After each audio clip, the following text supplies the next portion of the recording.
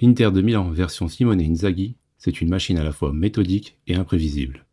Une équipe qui combine rigueur défensive et créativité offensive. Le tout orchestré avec une précision chirurgicale. Mais qu'est-ce qui rend cette équipe si redoutable?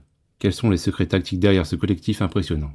Dans cette vidéo, on va plonger au cœur de la philosophie de jeu de l'Inter, décortiquer ses principes clés et surtout te montrer comment reproduire cette tactique dans MFL pour transformer ton équipe en forteresse imprenable et en une arme offensive redoutable. Le système préféré d'Inzaghi, c'est le 3-5-2. Mais attention, ce n'est pas un simple schéma figé. C'est une structure fluide qui s'adapte en fonction des phases de jeu. En phase de construction basse, l'équipe se déploie en 3-1-5-2. Oui, il y a bien 11 joueurs de champ, avec Sommer, le gardien qui s'intercale entre les défenseurs centraux gauche et droit. Le défenseur axial monte d'un cran pour agir comme un numéro 6, facilitant la relance et créant une supériorité numérique au milieu de terrain. En phase offensive, les pistons montent très haut. Les milieux centraux s'élargissent et les défenseurs centraux excentrés n'hésitent pas à faire des courses vers l'avant pour créer des décalages et des surnombres. Mais ce n'est pas tout. Ce qui fait la singularité du schéma tactique, contrairement aux grandes équipes comme le Barça de Guardiola, l'Inter n'est pas une équipe positionnelle. Non, elle ne s'arrête jamais de bouger. La consigne pour les joueurs est claire. Toujours chercher l'espace libre, peu importe la position sur le papier. Ce qui fait que très souvent, les joueurs se retrouvent hors de leur position de base. Mkhitaryan peut se retrouver piston gauche comme défenseur axe droit. Acerbi, pourtant défenseur axial, peut se trouver très haut sur le terrain. Mais à chaque dépassement de fonction, un autre joueur compense. En bref, c'est une désorganisation tactique très organisée. À la récupération, l'Inter absorbe la pression en reculant jusqu'au gardien de but, puis se sert du pressing de l'adversaire. Cela signifie courir dans l'espace laissé par un joueur pressant pour s'y engouffrer. C'est permis grâce à la très forte liberté de positionnement de chaque joueur. Dans cet exemple contre la Juventus, on peut voir le milieu offensif s'infiltrer dans l'espace libre et reçoit une passe du latéral. Ici, le défenseur central de la Juventus presse sur le milieu de terrain. L'attaquant court dans l'espace libre, créant une dangereuse occasion offensive. Ou alors l'équipe n'hésite pas à allonger sur les deux attaquants, très rapprochés dans l'axe, qui excellent pour jouer en pivot et combiner l'un avec l'autre. Un attaquant décroche souvent, tandis que l'autre reste haut, coinçant alors les défenseurs centraux. Cela crée de l'espace pour l'attaquant qui décroche entre les lignes, lui permettant de récupérer le ballon, de se retourner et d'attaquer. Mais si le défenseur le suit, un espace massif s'ouvre pour que l'autre attaquant puisse attaquer et recevoir une passe en profondeur. L'Inter mise sur une présence massive dans la surface. Lorsque le ballon arrive dans le dernier tiers, les milieux offensifs n'hésitent pas à faire des appels. Ce qui permet souvent d'avoir 4 à 5 joueurs dans la surface. Cela crée une supériorité numérique qui pousse la défense adverse à faire des choix et à laisser des joueurs libres. Autour de la surface, d'autres joueurs sont prêts à récupérer les deuxièmes ballons ou à profiter des passes en retrait. Mais l'un des points clés, c'est le second poteau. Les attaquants de l'Inter s'y placent souvent, dans l'angle mort du défenseur, pour mieux le surprendre. C'est une zone moins bien défendue, souvent couverte par un latéral, et donc idéale pour conclure les centres venus des côtés. Maintenant, on passe sur MFL, pour essayer de reproduire ça dans notre tactique.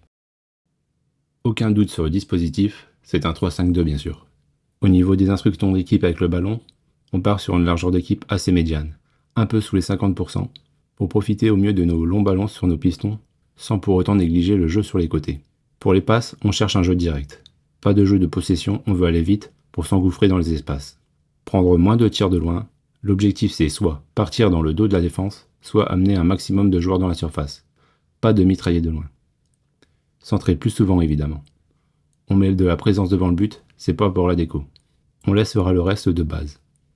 Sans le ballon maintenant. Une profondeur d'équipe vers les 30% et un bloc très resserré.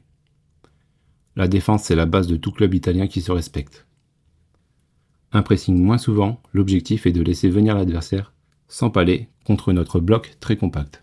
Mais un pressing équilibré est tout à fait possible aussi.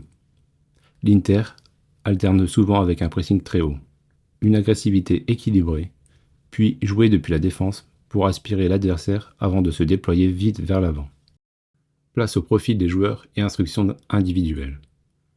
Pour l'expérience, je vais mettre tous les joueurs dans une liberté de position élevée.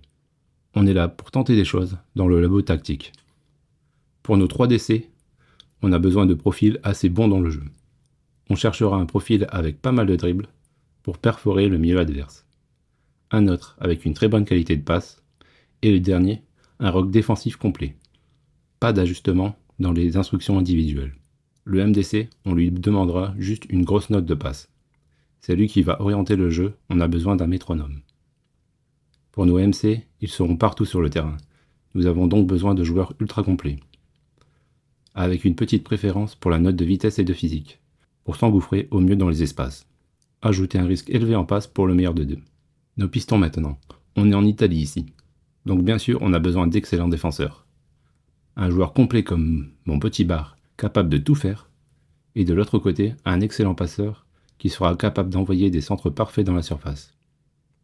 Ajouter un risque de passe élevé est tout à fait possible pour celui-ci. Nos buteurs, c'est simple, on veut un pivot, un vrai, physique et bon passeur. Et l'autre, rapide pour profiter au mieux des espaces libérés dans le dos de la défense. On peut ajouter un tir de loin équilibré pour notre meilleur buteur et un jeu de passe équilibré pour le meilleur passeur. Maintenant que l'équipe est prête, on va tester ça en match. Sur cette action, on peut voir la force de notre projection offensive. 6 joueurs sont dans la surface et un 7e à l'entrée. Ce grand nombre permet à notre MC de récupérer ce second ballon et de le mettre au fond des filets. Ici, on peut voir notre MDC parfaitement orienté et participer au jeu de l'équipe. Ça oblige à la défense adverse à faire des choix et de se livrer, ce qui permet un sublime centre au second poteau pour notre piston. Sur ce match, on va analyser 2 phases.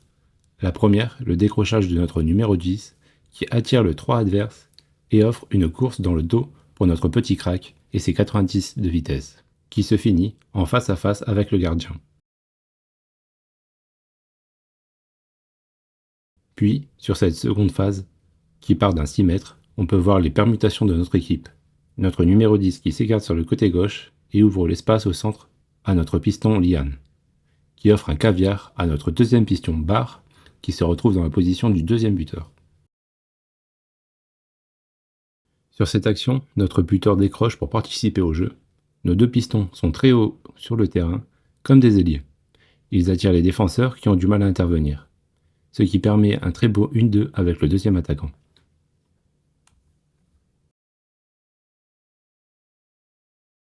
Alors, qu'est-ce que ça donne sur le terrain? Globalement, les principes sont bien respectés. Les 2 attaquants font un travail exceptionnel, ils combinent parfaitement, décrochent, se projettent.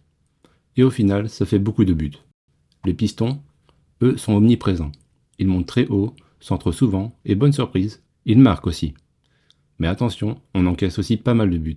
La liberté élevée donnée aux défenseurs centraux, ça se ressent. Et si on n'arrive pas à se sortir du pressing et être dangereux devant, ça peut vite se retrouver avec une équipe totalement dépassée, comme contre le PSG en finale de LDC. Si tu veux une équipe qui attaque vite, qui combine bien, avec un danger venant de partout, cette tactique est clairement faite pour toi. Par contre, il faudra régler les problèmes défensifs, sinon tu vas vite te retrouver dépassé. Tu veux plus de contenu comme celui-ci? Alors pense à t'abonner et dis-moi en commentaire quelle équipe ou quel coach tu veux voir dans le prochain épisode.